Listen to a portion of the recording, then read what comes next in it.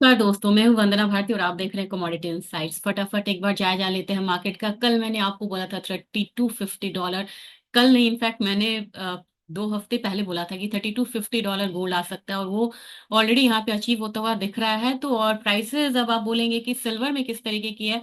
Silver में चिंता है यहाँ पे, क्योंकि पहली बार अब यहाँ पे बहुत सालों बाद, कोविड के बाद, ऐसा हो रहा है कि 1 केजी सिल्वर का प्राइस अगर आप देखेंगे, तो मैं आपको बताती हूँ, 1 केजी सिल्वर का प्राइस आपको आ रहा है 92,335 रुपए।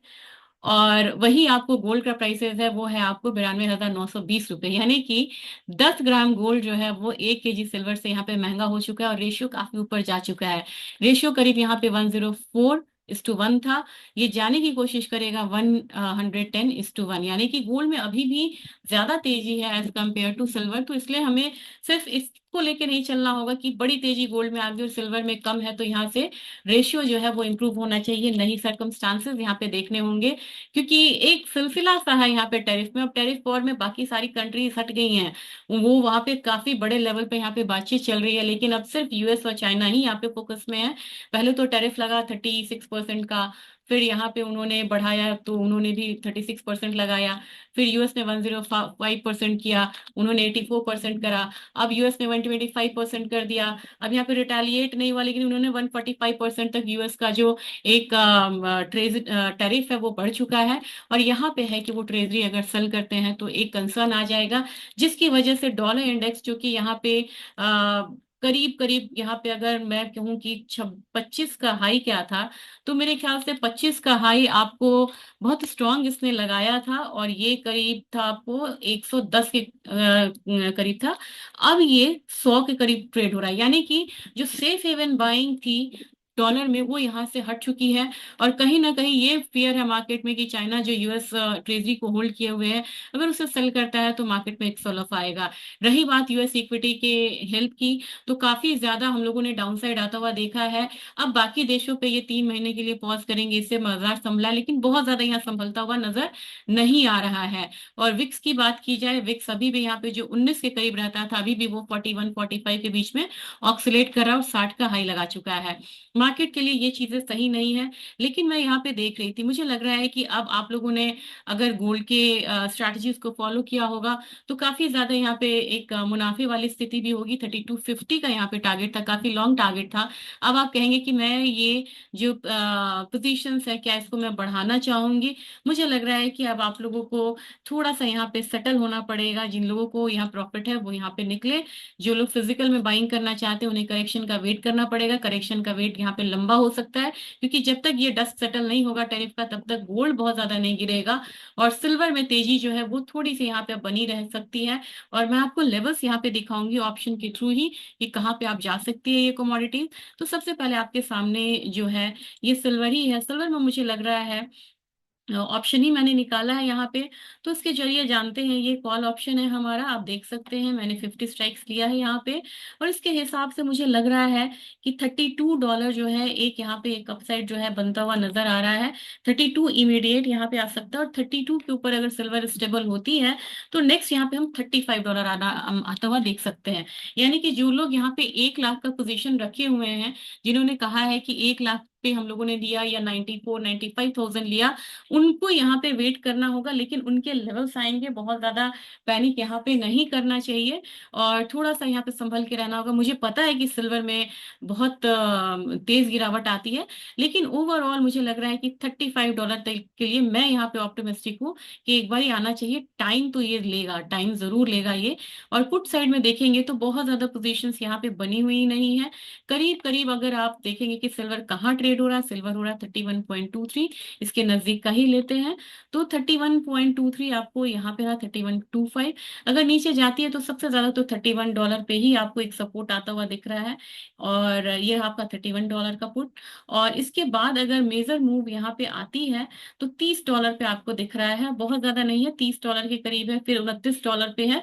तो डाउन साइड मुझे लिमिटेड लग रहा है, लेकिन मुझे लग रहा है कि अपसाइड जो यहाँ पे एक कॉल है, वो यहाँ पे बढ़नी चाहिए, और ऊपर ऊपर में जो पोजीशंस है वो ज्यादा यहाँ पे क्रिएट होनी चाहिए।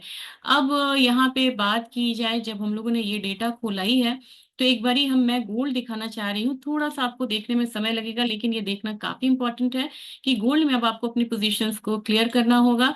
3250 अल्टीमेटली यहाँ पे दे के मैं छुट्टी चाहती हूँ। मुझे लग रहा है कि इम्प्लाइड वोलेटिलिटी 21-22 है यहाँ पे, और मैक्सिमम जो अपना अपसाइड आएगा वो मैंने आपको यहाँ पे बोला था 94,000 का, कल बोला था। अब यहाँ से आपको प्रॉफिट को बुक करना चाहिए, क्योंकि अगर आप देखेंगे तो 3250 के करीब सबसे ज्यादा ओआई है और वॉल्यूम है, यहाँ से मार्केट घूम सकती है। और यहाँ पे मार्केट नहीं घूमती है, निगेटिव न्यूज बने रहते हैं, तो यहाँ पे 3300 का एक लेवल आपको आएगा। उसके बाद यहाँ पे देखेंगे बहुत ज्यादा मूवमेंट आपको नहीं है, तो फिलहाल 3250 उससे ऊपर स्टेबल होता है, तो ये हम 3300 का लेके चलेंगे। उसके बाद हम अपने साइड से बाइंग की कॉल को थोड़ा सा होल्ड पे रखेंगे। और अगर पुट की बात की जाए तो पुट में आप देखेंगे यहाँ पे ज्यादा से ज्यादा 3100 का एक दिखा रहा है कि सपोर्ट है यहाँ पे, वहां पे प्राइसेस नीचे की तरफ आता है। तो नेक्स्ट मूव जो है आपको सबसे ज्यादा अगर देखेंगे 3090 है, इसको बहुत ज्यादा वो हम नहीं मानते हैं, लेकिन 3050 तक प्राइसेस नीचे की तरफ आएगा। और अल्टीमेटली यहाँ पे जो 3000 का लेवल है वो आता हुआ दिख सकता है। तो नीचे में 3000 और ऊपर में आपको 3300, यही एक जोन रहेगा हमारा। और एक कमोडिटी बहुत स्ट्रांग कमोडिटी है जहां आपको देखना होगा, और ये है हमारा क्रूड ऑयल। क्रूड ऑयल में अब यहाँ पे बहुत ज्यादा हाई वोलेटिलिटी है, ये 54% का इम्प्लाइड वोलेटिलिटी है इस कमोडिटी में। और अगर आप यहाँ पे 50 स्ट्राइक्स अगर करते हैं तो कॉल साइड में आप देखेंगे कि बहुत ज्यादा अपसाइड के अब चांसेस यहाँ पे बन रहे हैं। और $70 यहाँ पे है, 10,000 का वही खड़ा है $70 के करीब का। और उससे पहले आप बोलेंगे कि उससे पहले क्या, तो उससे पहले $65 पे है। $65, $70, लेकिन मुझे क्या आश्चर्यचकित कर रहा है सबसे ज्यादा, वो है $75। यानी कि $65 तो ये इस पैनिक में भी लगा चुका है कल परसों। अगर यहाँ से कोई न्यूज बहुत उस तरीके की आ जाती है तो ये आश्चर्यजनक लेवल होगा, लेकिन मुझे लग रहा है कि $75 भी इनसाइट है, और इसको आपको ध्यान में रख के चलना होगा। तो बहुत ज्यादा बेयरिश नहीं होना है। और पुट साइड में अगर आप देखेंगे तो बहुत ज्यादा अब यहाँ पे वॉल्यूम नहीं रह गया है। 50 पे आपको एक लग रहा है कि 50 यहाँ पे ओवरऑल एक डाउनसाइड लेवल पे एक्सट्रीम सपोर्ट होना चाहिए। 55 पे रैली अगर नहीं रुकती है, डाउनसाइड मतलब मूवमेंट नहीं रुकता है, तो 50 पे अल्टीमेटली इसको रुकना चाहिए। इससे नीचे क्रूड का जाना फिलहाल फिलहाल मुझे नहीं लग रहा है। तो मैं अब क्रूड में बहुत ज्यादा बेयरिश नहीं हूँ, क्रक्स यही है। लेवल्स की बात कर लेते हैं, और लेवल्स की बात है तो यहाँ पे 3215 अपना डॉलर स्पॉट है, और स्पॉट सॉरी 3195 स्पॉट है, 3216 का यहाँ पे फ्यूचर्स है। यानी कि ओवरऑल अगर आप देखेंगे 22 रुपए तक का एक गैप है जो कि काफी ज्यादा होता है हमारी मार्केट में। सबसे पहले आज आईएनआर की बात होगी। आईएनआर यहाँ पे अप्रिशिएट हुआ है और डिप्रिशिएट हुआ है, जिसकी वजह से अपना जो एमसीएक्स है वो आपको थोड़ा सा दिखाएगा, मूव दिखाएगा।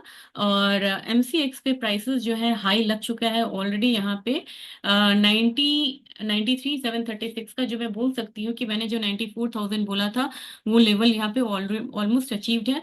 तो अपना 94,000 को ही अपसाइड में लेके चलेंगे। नीचे की साइड अगर करेक्शन होता है तो मेरे ख्याल से प्राइसेस अगर थोड़ा सा ज्यादा मूवमेंट आती है तो 92,000 का ध्यान जरूर रखिएगा। और 2,500 3,000 का अगर मैं रेंज दूं तो अब के मार्केट में ये कोई बहुत बड़ी बात नहीं है।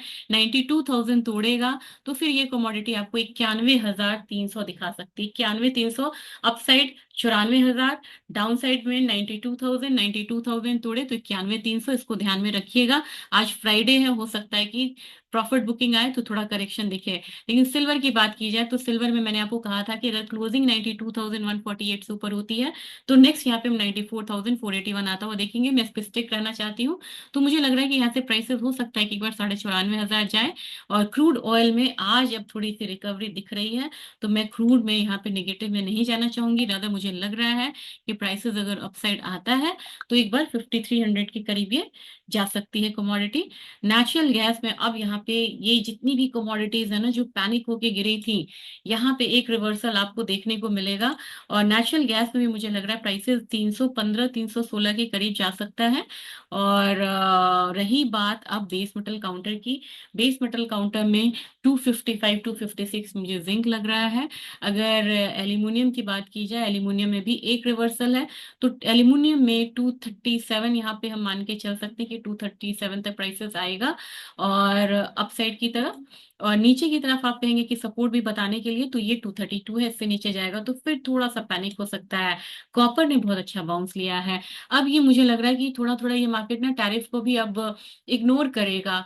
और जो डॉलर इंडेक्स में गिरावट आई है ना, वो भी कमोडिटी को यहाँ पे काफी ज्यादा सपोर्ट कर रहा है। इस बात को मत भूलिएगा कि डॉलर इंडेक्स पे बहुत ट्रेड होती है कमोडिटी, और डॉलर इंडेक्स 110 से 100 आया है, तो उसका एक सपोर्ट यहाँ पे कमोडिटीज को मिलता हुआ नजर आएगा। 840 842 ये हम समझ के चल सकते हैं कि कॉपर में आने वाले समय में देखने को मिलेगा। और अल्टीमेटली आप बोलेंगे कि थोड़ा सा हायर टारगेट, जो लोग हायर टारगेट की तरफ चाहते हैं, थोड़ा लॉन्ग टर्म पोजिशनल, उनके लिए 860 का टारगेट मतलब रेजिस्टेंस रहेगा कॉपर में। अपना सपोर्ट जानना बहुत जरूरी है कि कहाँ से हमें बेयरिश ट्रेंड की कंसिडर करना होगा। 815 है। और अब कुछ नहीं बचा, अब बचा एक लेड। लेड बिल्कुल रेंज में है, अपसाइड मुझे लग रहा है 179 तक का आ सकता है। लेकिन अब यहाँ पे कंसर्न रखता है हमारा मसाला का काउंटर। मसाला के काउंटर में कल हम लोगों ने गिरावट आता हुआ देखा था, तभी मैंने बोला था कि जीरे में जो भी है प्रॉफिट बुकिंग आपको करना होगा।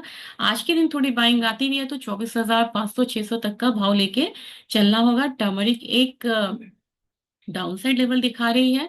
और एक चीज मैं आपको बताना चाह रही हूँ, टर्मरिक में थोड़ी सी लिवाली हुई है क्योंकि अपना लॉन्ग वीकेंड आने वाला है। तो नीचे की तरफ अगर मान लीजिए बीच में मार्केट डल होती है और जाता है, तो 13,700 आएगा तो बहुत ज्यादा चौंकाने वाली बात नहीं है, लेकिन वहां से फिर से बाइंग आएगी। धनिया अपना वीक है, धनिया में आपको 7750 का लेवल्स देखने को मिल सकता है।